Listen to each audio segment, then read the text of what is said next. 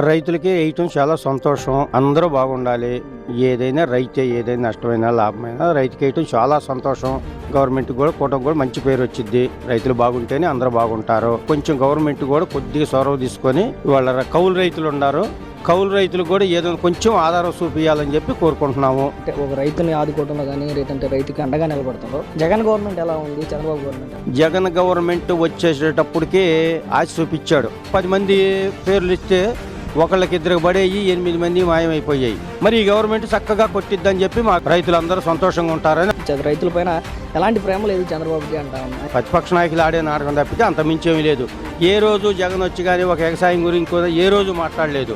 ఇవాళ మరి చంద్రబాబు నాయుడు గారు కానీ లోకేష్ గారు కానీ ఉండాలంటే మేము చేస్తాము, రైతులను వదిలిపెట్టము, రైతులకు ఏదో ఒక విధంగా చేస్తాము అని చెప్పి లోకేష్ గారు గ్యారంటీగా చెబుతున్నాడు. చంద్రబాబు గారి దృష్టిలో ఎప్పుడు కూడా రైతులు అంటే దేవుళ్ళు లాంటి వాళ్ళు. ఆయన దృష్టిలో రైతులు మాత్రం ఎప్పుడు మర్చిపోడు, ఎన్నుదండగా ఉంటాడు. చంద్రబాబు నాయుడు గారు మాట అంటే మాత్రం ఆయన అనుభవంలో, ఆయన నిధిలో మర్చిపోడు. కాకపోతే కొంచెం 2 రోజులు వెనక ముందు అంతవరకే. కానీ ఎవరిని ఇప్పుడు ఫ్రీ బస్సు అన్నాడు, ఈ 1500 మహిళలకు అన్నాడు, అయ్యి కూడా వదిలిపెట్టడం. అయితే కొద్దిగా ఓర్పు పడదాం. రాష్ట్రం కొంచెం బాగా ఇదిలో అప్పుల్లో ఉంది, బాగా ఇదిలో ఉండి మొత్తం నాశనం చేసి వెళ్ళిపోయారు వాళ్ళు. పోతా ఎవరిని అన్యాయం చేయడు చంద్రబాబు గారు. ప్రతిపక్షంలో ఉండగా అనేకం చెప్తారండి. ఇప్పుడు ఇవాళ ప్రెస్ మీట్లు పెడుతున్నాడు, ఎందుకు ఆయనకు అవసరం అయ్యి.